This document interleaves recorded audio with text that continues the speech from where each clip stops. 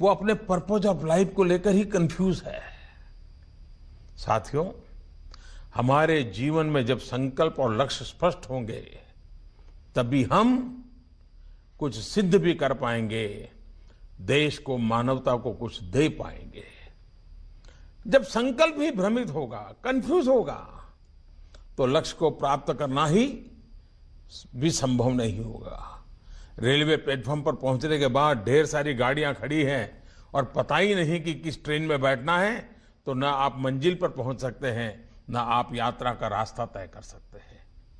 स्वामी विवेकानंद जी भी, उनका एक बहुत मशहूर कथन है और वो कहते थे, take up one idea, make that one idea your life, think of it, dream of it, live on that idea.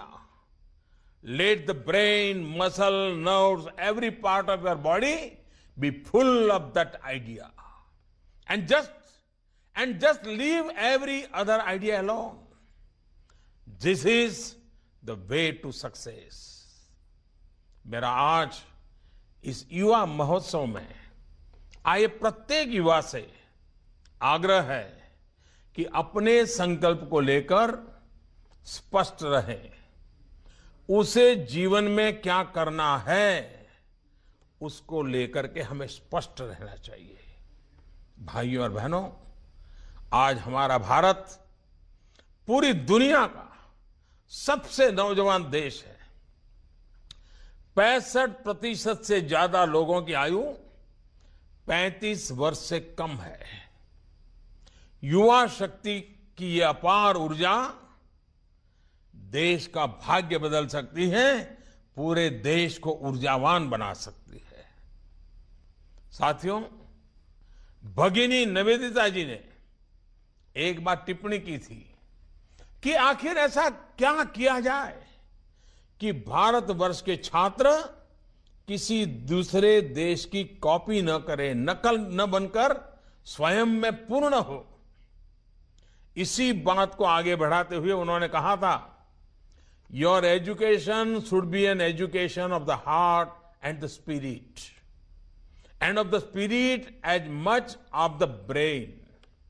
It should be a living connection between yourselves and your past as well as the modern world.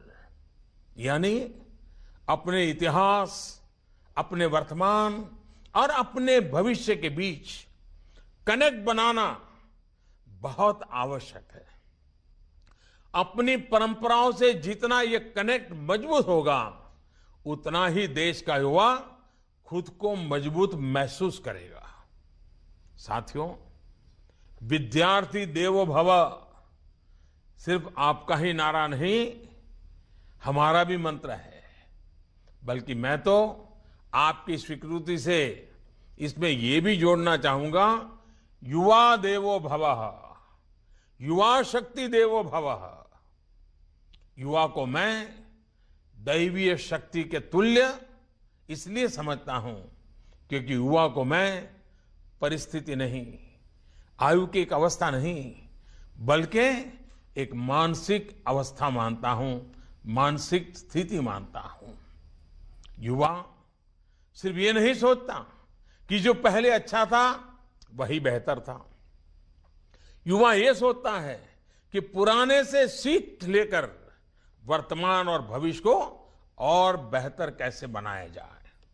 इसलिए वो देश को बदलने के लिए काम करता है, दुनिया को बदलने के लिए प्रयास करता है. युवा चाहता है कि भविष्य वर्तमान और अतीत दोनों से ज्यादा बेहतर और मजबूत है.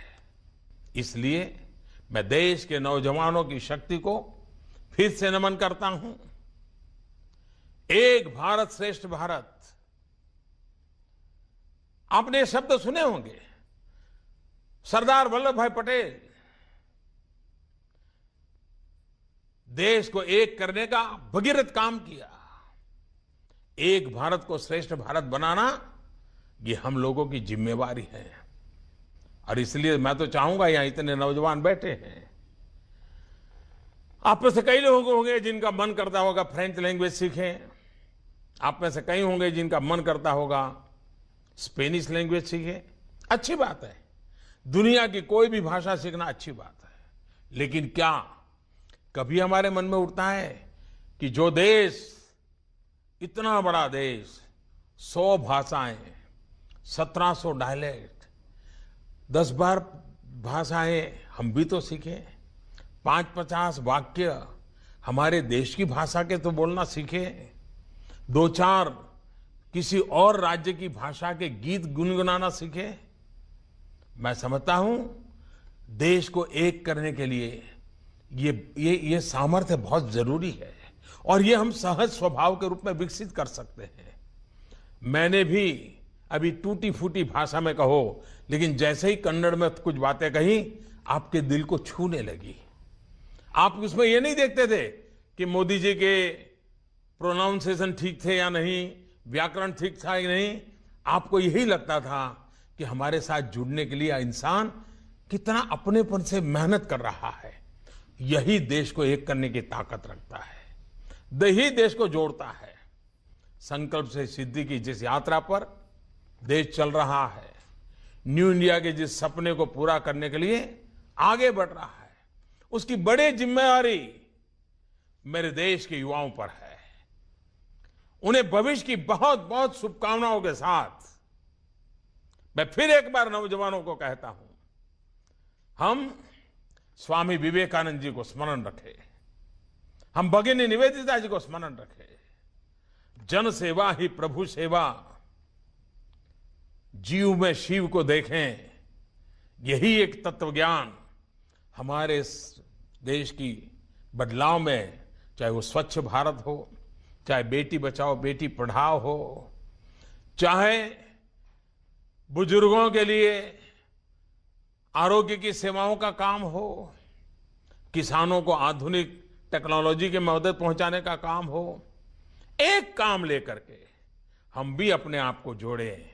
और मुझे विश्वास है कि आप सभी नौजवान इन संतों, महान संतों, और तुमकुरू की पवित्र भूमि है जहां ऐसे वरिष्ठ संत बैठे हुए हैं, ऐसी भूमि से एक नई प्रेरणा लेकर के आप चलेंगे। आप सबको नरेंद्र मोदी ऐप, आप जुड़े हुए होंगे और मुझे भी मन करता है मैं आपसे जुड़ूं।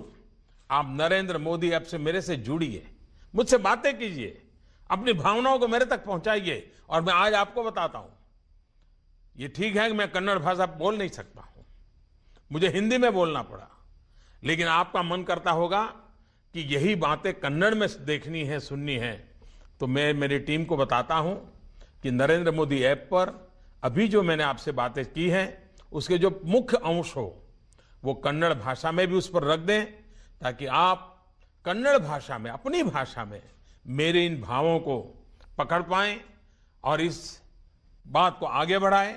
मैं आज इस त्रिवेणी संगम के लिए, इस आयोजन के लिए रामकृष्ण विवेकानंद आश्रम को फिर एक बार बहुत बहुत बधाई देता हूं और मैं सभी संतगण को यहां से प्रणाम करता हूं, शिवगिरी मठ को नमन करता हूं और आप सब नौजवानों को बहुत बहुत शुभकामनाएं देता हूं।